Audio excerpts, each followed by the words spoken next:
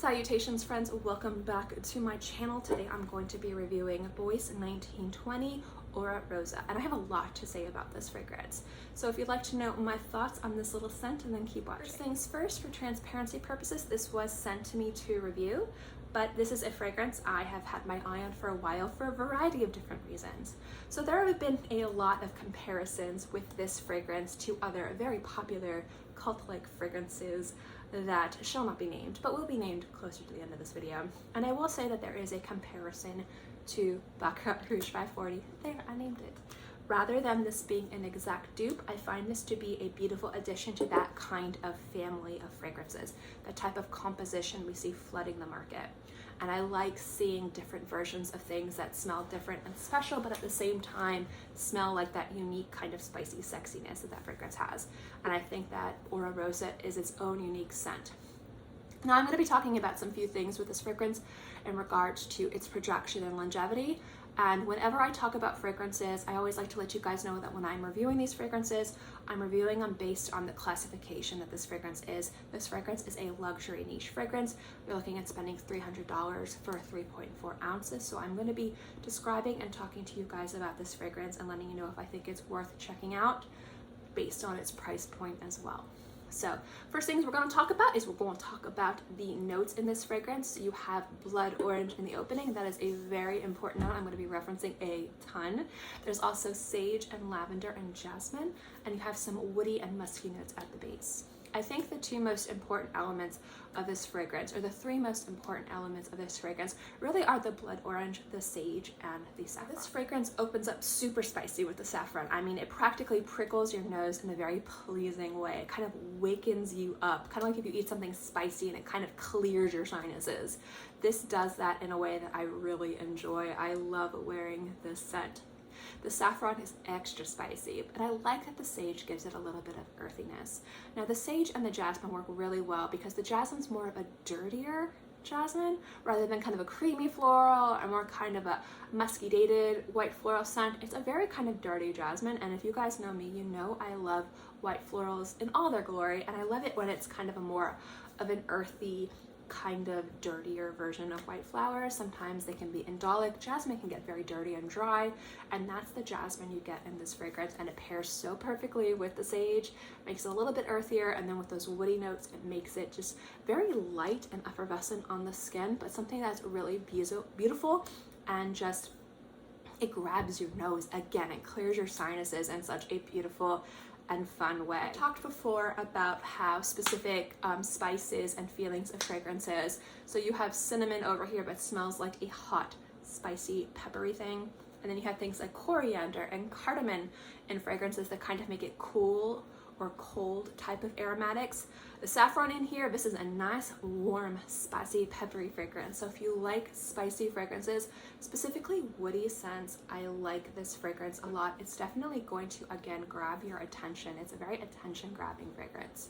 Now, the blood orange opens up slightly bright in the opening, but after a few hours, it becomes like a very thick, sweet, juicy fragrance, and that becomes something that makes it fruitier without it being kind of like a berry fruitness or like a tart fruitness. I think it works perfectly with the jasmine and perfectly with the woods.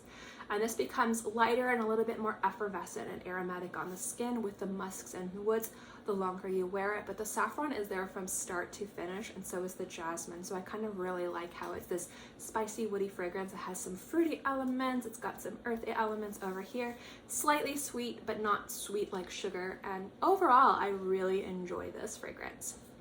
Also on my skin, this has excellent longevity, and I get about 6 to 10 hours on my skin. One time I wore this fragrance and it was on my skin for like 12 hours and I could still smell it after I took a shower.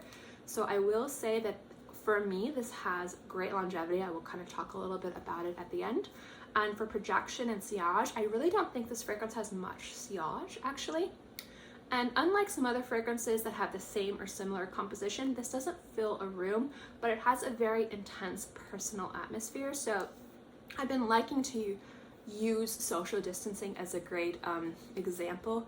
If someone is social distancing, so they're about, say, 3 to 6 feet away, they will be able to smell this fragrance, but this isn't the type of fragrance that will really fill a room and grab a lot of attention if you're like with a lot of people or if they're standing really far away.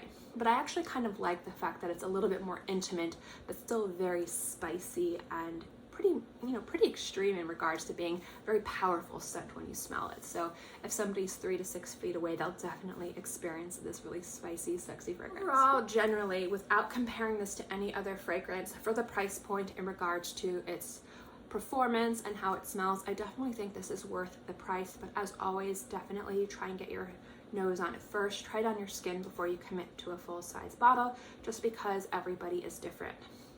Now, before I go into comparing this to Baccarat Rouge 540, I want to talk about longevity. I generally try not to read too many reviews, but with fragrances that don't have that many reviews out there, I definitely try to see what a common consensus is, specifically with performance. Because I know the environment that I live in is so temperamental and so oppressive to fragrance performance, specifically longevity. I like to have a general idea of what people think in regards to, like it might only last 4 hours on my skin, but a lot of people get 10 hours. I was surprised to find out that a lot of people with this scent think it has no longevity. And that to me is something where it's the exact opposite. So people have complained that this fragrance has not too good of performance.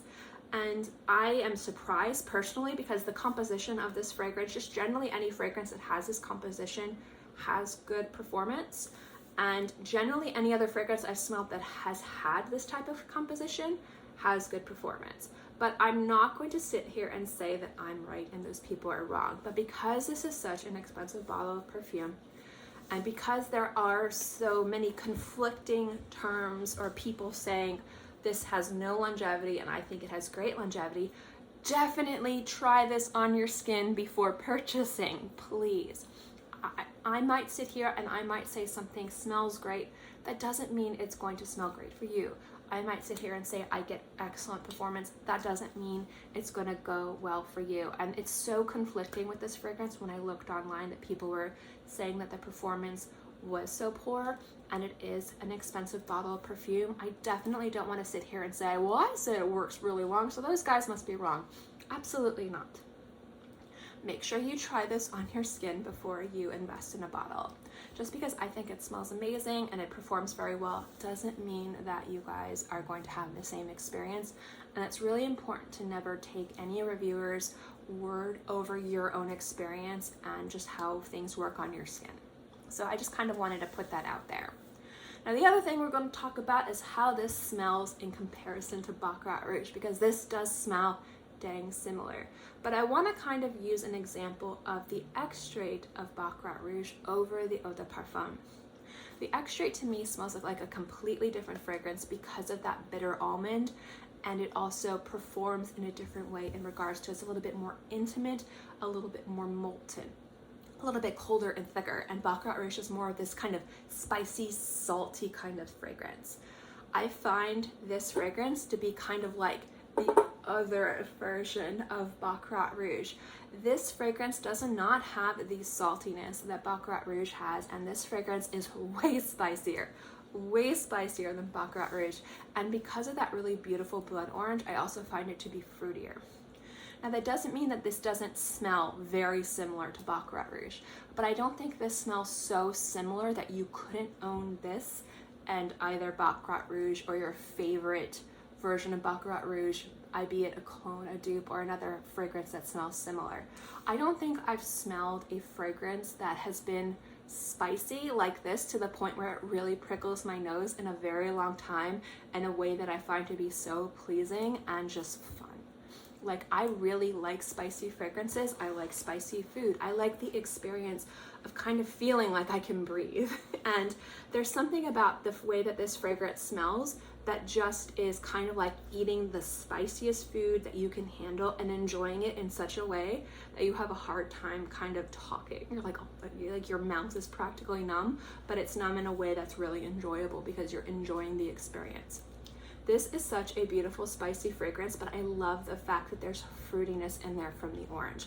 That citrus kind of juiciness I think pairs really nicely with the sage and the jasmine, which again is slightly more earthy and a little bit more dirty. And that works really well with the woodiness.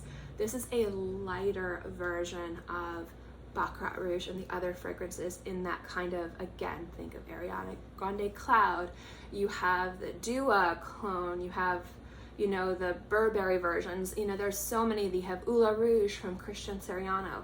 Those to me all smell very similar to Baccarat Rouge, but they smell more towards the sweeter versions of it, and I have yet to smell a spicier version. And I think that that is such a way that how I like to layer Baccarat Rouge with the extrait. I've actually layered this with Baccarat Rouge, and I love the added spiciness with that saltiness.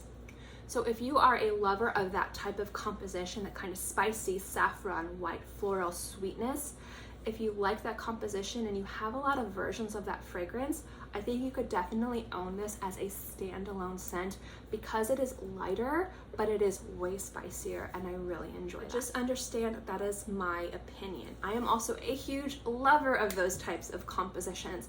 Not everyone likes that bold spiciness, and that is totally okay. There's nothing wrong with not liking that composition. I am a huge fan of that composition, which is why I really wanted to get my nose on this, and it's been something that I've really enjoyed wearing. So I just wanted to share my opinion on this fragrance with you guys and my review, and also let you guys know where I stand.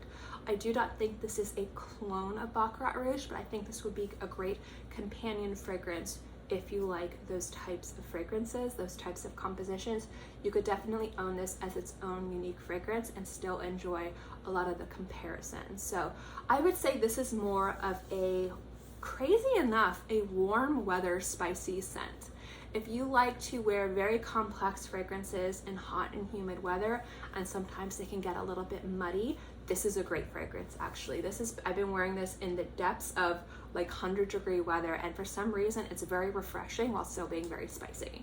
So I've really been enjoying this fragrance a lot, and I just kind of want to share it with you guys. So anyway, that is my review of Oro Rosso from Bois 1920. If you guys have had the opportunity to try this fragrance, please let me know what you guys think, positive or negative. Have you tried this on your skin? Do you have great longevity like I did, or maybe you don't get the best longevity? I would love to know what you guys think, and I would also like other people, if they are coming to this video to learn a little bit more about this scent, to not just trust or you listen to what I have to say, but maybe other people have different experiences, and that's what the comment section's for, so that way they can see what other people say about this scent. As always, guys, thank you so much for watching this video. I hope you enjoyed it, and I'll see you next time. Bye.